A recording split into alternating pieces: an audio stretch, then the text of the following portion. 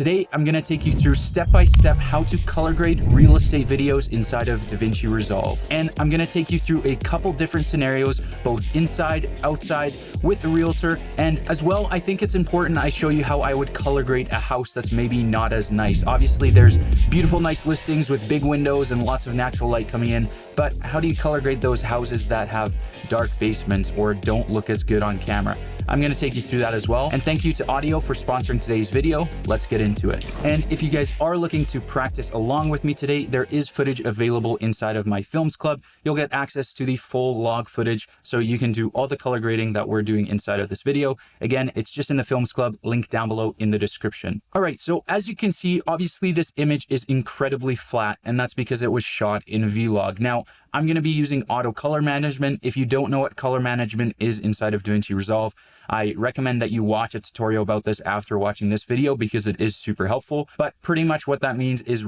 if I right click on my timeline settings here, you can see that in my color management tab, I'm under DaVinci YRGB color manage. So it's just doing some of the color managing for me. But that's not the only step I have to do. I have to go to all of my clips here. I'm gonna select all of them, right click, and I'm gonna tell the computer what color space they're coming in as. And in this case, it's Lumix Vlog. So we're gonna go to Panasonic Vlog right here and select that. And instantly you can see that our log footage is now converted to Rec 709, or at least that's what we're seeing with our eyes. When we're doing any of these adjustments in a color managed color space, we're actually making those adjustments inside of DaVinci Wide Gamut, which just gives us a whole lot more room to work with before the footage starts breaking. Without further ado, let's go jump into the color page. All right, so first things first, I'm gonna leave this node as is. Generally, I like to leave one node right at the start for my noise reduction. Then I'm gonna hit Alt-S on my keyboard. That's going to add another node. This node I'm gonna be using as my exposure node. So I'm gonna right click this, I'm gonna hit node label and write exposure. All right, so we're gonna do most of the heavy lifting actually just inside of the exposure node. And pretty much what I wanna do is I wanna preserve my highlights and I wanna preserve my shadows and make the image show as much of the room while being as bright as possible, but not clipping anywhere and retaining all the information we can. So let's talk about these highlights right here. If we are in the HDR tab under exposure, you can turn down your highlight wheel and that's gonna bring back some detail inside of these windows. Now, you don't wanna push this too far because it's gonna look super unnatural and not good at all. Obviously, if I turn it down like that, it looks like a washed out, it doesn't look good at all. So there's sort of two things that I tell my eyes to look at when I'm turning down my highlights. A is reflections and B is three-dimensional shapes, because these chairs right now, they sort of just look like a flat plane. Whereas if I bring these highlights back up, you're gonna see that that three-dimensionality comes back up. So I wanna go down until I lose it, which is maybe right around there. And my highlights on my table still look good right here, or sorry, my reflections still look good. And if we just turn that off and on, you can see that we brought back some of the details in the windows, which looks great. Now we're gonna take our light. We're just gonna play around with this a little bit. I like to make my rooms feel bright and airy and make it feel like there's a lot of sunlight coming in. So I don't wanna go so far that I'm clipping inside of the windows or anything like that.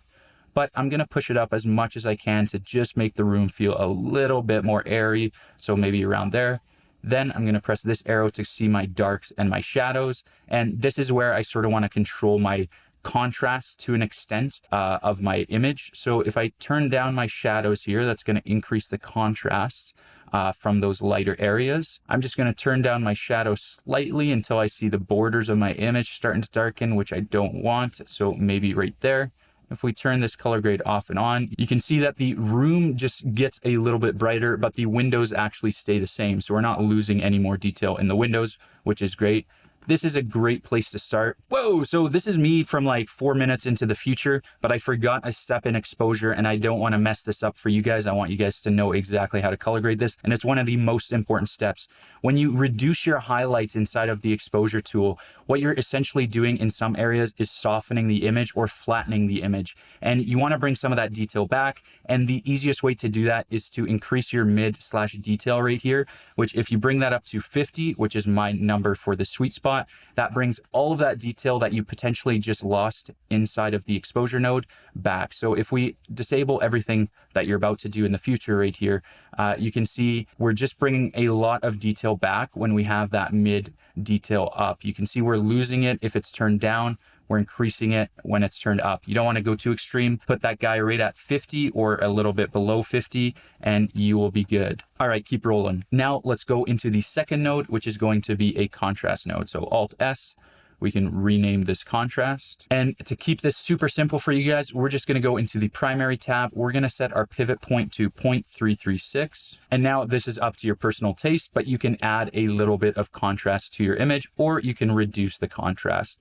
And again, I'm gonna be super minimal here. So I'm just gonna add a little bit just to add some more contrast and as well saturation to the image. Now let's add another node, and this is going to be our saturation node. Now to add saturation, I'm going to right click this node, I'm going to hit color space, and I'm going to change it to HSV. Now I'm going to right click the node again. I'm going to disable channel 1 and disable channel 3. What this pretty much does is it just leaves the middle channel of the HSV alive, which is saturation. So it's just a more filmic and more accurate way to add saturation to your image. And now to add saturation, you're actually going to increase on this gain wheel. So we can do it extreme just to show you how much saturation you can add to the image. I'm just going to do it enough so that I bring some of these warm tones back into the image. So I'm probably going to go maybe around 1.4 or so. I don't want to go fake. I don't want to go too extreme. Now, next we can do some balancing to the image. So increasing our temperature or green or magenta tint. But this image actually looks quite good as is, but I'm still going to set up the node because we're going to use it on some later clips. So I'm adding another node. I'm going to rename this to balance. With this node selected, I'm going to right click. I'm going to go into gamma and change this node to linear. Now I'm going to go to the bottom left. I'm going to turn down my luminance mix. And now I have the most accurate way inside of DaVinci Resolve to control the white balance or the balance of the image in general. So if, let's say, you want a bit of a warmer look, you could pull that off right here by just dragging this gain into the warmer tone of this image, something like so. And if you want to dial it back just a little bit more precisely, you can go into the key tab of the color page and turn down this gain, and that's just decreasing and increasing the intensity of that node. But we're going to leave that as is because I think this image is quite balanced. Now we're going to add another node. We'll press Alt S. I'm going to drag this down below just to stay a little bit more tidy, and we will rename this to curves. Now this is my personal taste, but this is what I do in my curves node. So I'll go to the curves panel here. I'll go into hue versus hue. I'll grab my blues and I'll push them into the teal. And generally, if you put the hue rotate around 10, you get a pretty nice teal look, at least with Lumix Vlog you do. Now I'm also going to take my yellows or my oranges and I'm going to just push them a little bit more red, because then you sort of get that yellow pushed into orange look, because we're going for a little bit of a teal and orange look here. So if we increase this, we're not going to go as extreme because we don't want to break our footage, obviously. We're going to go maybe just up by around 5. And I'm just going to show you what that's doing there. It's not a huge difference, but you can see that this wood tone just went from a yellow to a more orangish red, which to me, I think looks a lot more pleasing. And let's just see the progress we've made so far. If I turn this off and on, we've obviously enhanced the image by a whole lot, but we haven't lost any detail anywhere, which is awesome. And next, I'm going to add one more node that I haven't seen any other creator do so far. And this is just another way to enhance that teal and orange look even further. And it's going to be a little bit untraditional. Usually with a teal and orange look, people put their warm tones in the highlights, their cold tones in the shadows. But I like to do it reverse because I find that that look feels a little bit moody, where I want this to not feel moody. I want it to feel inviting and warm and saturated, because people want to see themselves living in this house. So I want it to look as happy as possible, if that makes sense. So anyways, moving on, let's add another node here, and I'm going to label this as look. So on the look node, let's go into HDR and let's go into our highlights here and let's add some blue to the highlights. And the reason in my mind that this makes sense, when you look out the window, generally the sky is blue. So That's what your brain registers the outdoors with. Whereas right now, these windows are blown out to an extent, and they're just showing white, which looks a little bit less realistic in my opinion. So we're going to push that slightly over to the blue tone. So we're going to take our highlight tab, you can see here, and we're going to just drag that to the blue ever so slightly.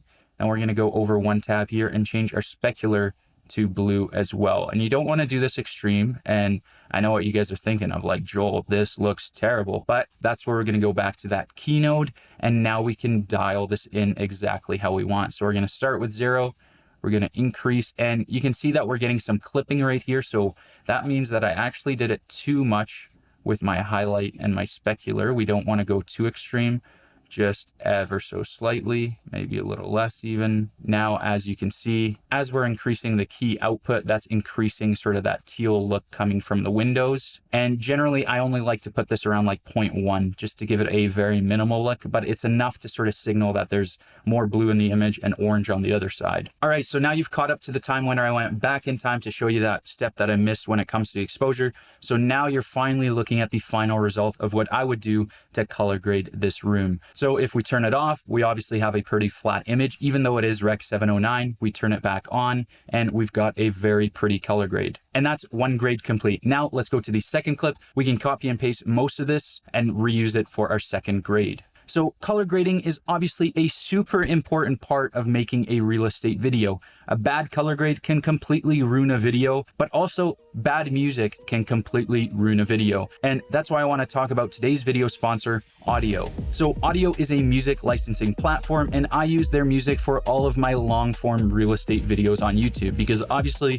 YouTube is pretty strict on copyright, but Audiio has all of the proper licensing needed for that. And they actually just came out with 2 major updates. So a little while ago, they released Stems 2.0, which pretty much just lets you separate each individual track of the song. So you can isolate the vocals, you could isolate the bass or the drums, and completely mix the song to exactly how you like. And I use that feature all the time to reduce the vocals in the song when the realtor is talking and increase them again when it's the actual B-roll of the house. And the next update that they just released is Link Match version 2. So pretty much how it works is, let's say your realtor wants to use a specific song, but you can't afford to get the licensing to put a Drake song in your real estate video. So rather, you take the link from Spotify or from YouTube, you drag it into Link Match, and then the AI will sort through the music and find a song that fits the vibe and sounds most similar to that song from Drake. But now it's licensed and you can use it however you'd like. With version 2, however, you can isolate specific parts of the song and find specific parts that match in the licensed music,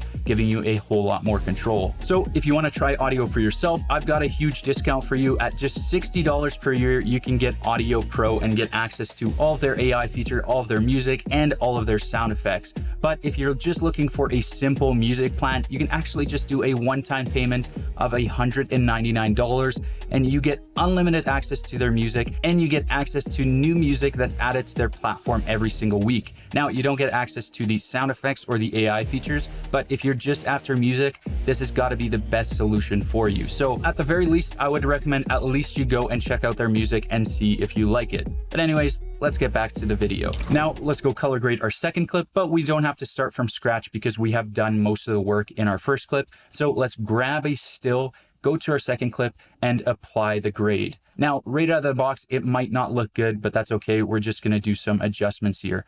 I'm going to turn off the other nodes so it's easier for you guys to see exactly what I'm doing. But let's start again with this exposure tool. Now, this shot is a little bit different because we've got huge windows and most of the image is really, really bright. But then we have some dark areas that we obviously need to brighten up because you can barely see that door handle. So to start just looking at this waveform here, you can see that we're favoring the lower half of the waveform. So I want to bring that up right into the middle just to brighten up the entire image. So I'm going to take my exposure, bring it up to maybe right around there. And now the exposure of the entire room is sitting in a healthier place. Let's start with our shadows and bring it to a realistic spot. And I'm sort of referencing this door as well as this TV console. Now the door is still a little bit dark. The TV console is still a little bit bright. So we're going to take our darks and we're just going to inch them up just ever so slightly, maybe right around there. And we're going to take our shadows, which this bench is sort of living in the shadow range, and we're going to turn that down to maybe right There. Now let's take our light slider and just play with the overall room brightness, which I think is going to live right around there. And then lastly, let's deal with our highlights. And I want to reduce them as much as possible, but it still has to be realistic because this light spot on the floor in reality is also super bright. So I can't turn this down that low because that's not realistic. I need to keep it somewhere pretty high, but to the point where I'm not clipping anywhere. So as you can see, I'm getting pretty close to clipping there. So I'm probably going to go around maybe -70, 80, -80 or so. And that puts us in a healthy spot. Now this room looks a lot more realistic, looks happy, looks bright. Let's go into our contrast node, add a little bit of contrast. We can leave the contrast that we applied to the last clip. Let's bring in some saturation on this clip, which that looks pretty good overall. I might just adjust it ever so slightly. So again, on the gain wheel, turning it up and turning it down. I want it to be realistic. So maybe around 1.45. Perfect. Then the balance node. Now this image I would say is slightly warm and it's giving me a slightly green tint. So we're going to fix that. Let's go into the balance wheel and let's cool it down ever so slightly and pull it away from green. So it's giving me a tint that's living right between teal and green. So we're going to push it up to the right, just like so. Not too much red, maybe something like that. You don't want to go overboard on balancing. So I'm just looking at the ceiling because that should be pretty close to white, which if I put my gain around 0.7 on that balance node, that's giving me a pretty white ceiling, which looks pretty balanced. Now let's go into our curves and enable that. We can keep the same curves that we had on the last color grade, but the other thing that I'm going to add is I'm still getting some greens coming through in this corner here. So I'm just going to reduce those greens by going into my curves, going into hue versus saturation, clicking on that. You can see it's this yellow greenish look, and I'm just going to drag that down ever so slightly. I'm going to bring my selection a little bit wider so that we're getting a smoother roll off. You can see we're exactly affecting that yellow green right there, and we're going to just bring that down, making sure that we're not affecting these green plants too much, which it looks like we're not. So maybe we'll bring that right about there. And now lastly, again, we're going with that look, so that teal and orange. In this case, the sky is already quite blue because I shot this clip quite underexposed. So I retained the entire sky. I'm actually not going to enable this look because that just makes the sky too blue and it doesn't look good anymore. So we're going to leave that disabled because this looks more realistic to me. And now let's go to the exterior shot. So again, we can just apply the same grade that we've been using, but we're going to have to make some pretty massive adjustments because obviously this is a whole lot different than interior. So let's reset our exposure node just like so. And let's see what we're looking at. We're looking like we're living right in the middle of the waveform. So we're exposed properly, but I want to bring down these shadows and these dark areas a little bit.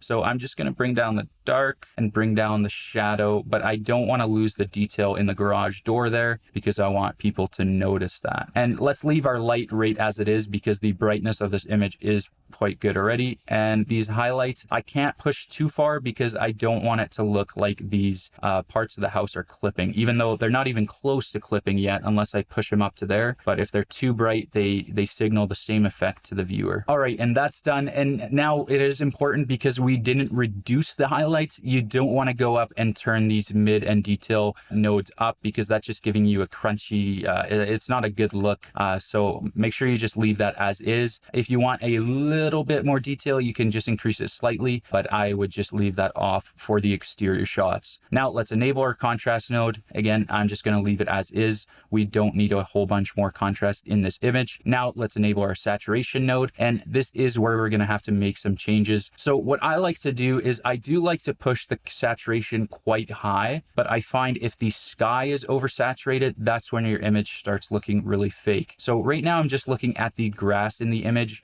and I think that that looks pretty good. It looks like really healthy, saturated grass, but in my opinion, the sky is oversaturated. So we're going to fix that in the curves panel. The balance of the image currently is okay, so we can just leave that off. We don't need it. Let's go into our curves. We can leave that as is. So we're still enabling this curve that is bringing up the blues into the teal area and the yellows into the orange area. And I think that looks good. We can leave that. But what we're going to do is we're going to go into the hue versus saturation, grab our blues, and desaturate the sky. Now you will have to move this slightly over. So let's bring that rotate over, this rotate over a bit, and then let's drag this just until we're happy with the look. So again, this is where it was. I think something like that looks a little bit more natural to what you'd see in real life. And it also looks more cinematic. So let's take a look at this entire color grade.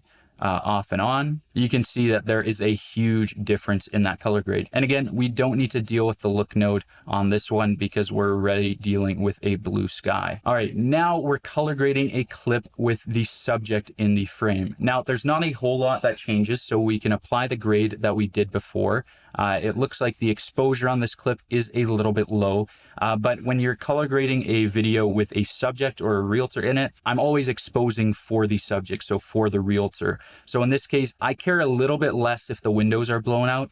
I'm more focused on making sure that his face looks good. So a really quick tip is that his skin should be landing around the 50 to 80 range on the waveform right here. And right now, as you can see, it's stretching well below that. So that signals that we're quite a bit underexposed here. So let's go into our exposure. We can grab that. We can go into the HDR tab and let's just bring up our global exposure. And I'm looking at the darker side of his head. And now you can see that right in between the brightest spot and the darkest spot, so right in the middle, we're sitting sort of between 50 to 90. And if you average out those three values, you're sitting sort of between 60 and 70, which is a good spot to be in. So that's pretty good exposure for his face. Some of the rest of the image looks a little bit bright to me, so we can still fix that. So we can bring down these highlights ever so slightly. Not too much because again, we don't want to lose that three-dimensionality of even his head, so maybe right around there. And let's take our specular and actually turn that down a little bit because I find that this pure white is a little bit distracting over there. So let's bring it down to maybe -40. And if we turn off and on this color grade,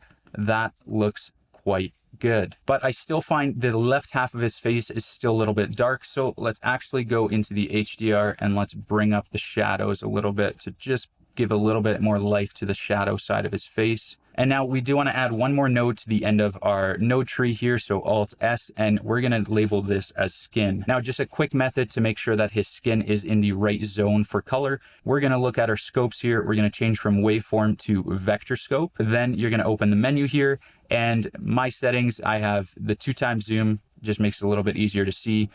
Show the skin tone line that is most important. So as long as you can see that skin tone line, you are set to start color grading his skin. So if we hover our mouse over top of his skin, you can see that he's actually quite close to being perfectly on the skin line, whereas his nose pushes a little bit more right. So this sort of red here, I want to push to the yellow to just even out his skin tone a little bit. So to do that, we're just going to use curves to keep it simple. Let's go hue versus hue, grab this red right here, and we're just going to bring that down ever so slightly. And as you can see on my vector scope, we're completely controlling that color, and we just want to bring that towards the line, which is right around there. We're not making a huge adjustment, but it's just enough to make his face look a little bit less red and a little bit more human-like. And if we take a look at this off and on, we have a color grade that still shows the room really, really well. There might be some more highlights that are blown out, but the subject is obviously very well exposed right in the center of the frame. All right, and now let's jump into maybe the most boring clip of the video, but also maybe the most important, because I know for myself, I don't only shoot luxury homes, I shoot a lot of average homes, and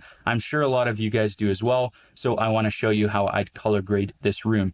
There's not a whole lot that changes, but you are just going to have to give up some highlights, because if the rooms are really dark, let's say you're filming in a basement and the windows are bringing as much light in as they can, that contrast, there's unfortunately no camera that has the dynamic range to retain both of those differences. So let's just apply the grade that we've been doing all along, and it doesn't look very good. So we're going to take a step back and adjust a whole bunch of stuff. So enabling just our exposure node from our previous grade actually does a whole lot of good work. There's not a whole lot that we need to change.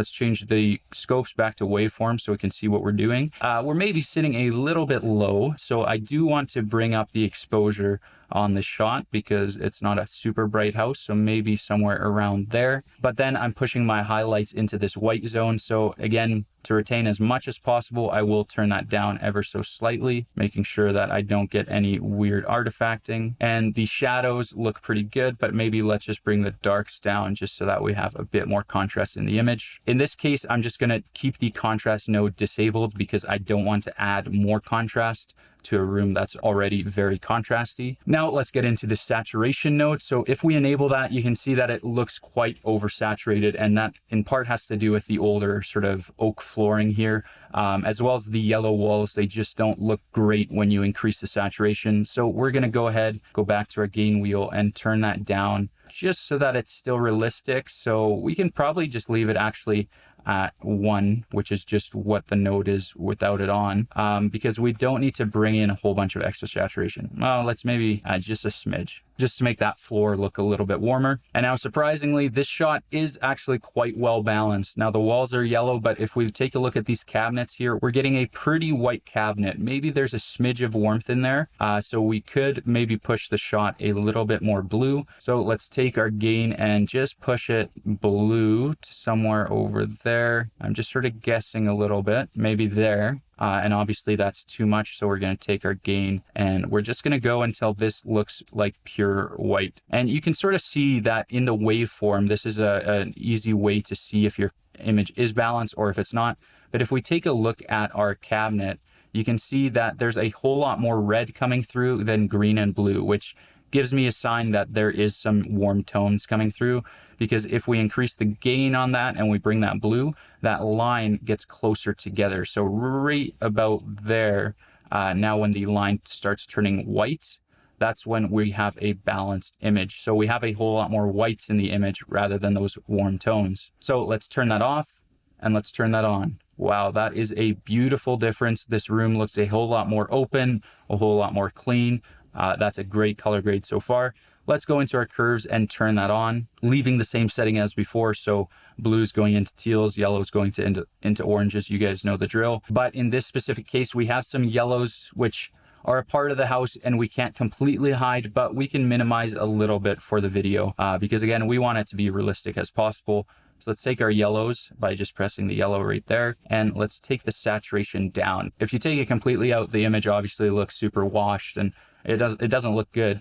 So we are going to bring that up, and we don't want to fake the house completely. We still want to show the house in its true colors. So we're just going to bring it down a bit, but still show that they are yellow walls. So if I were color grading this, I would maybe bring it just before we lose the yellow, which is maybe right there.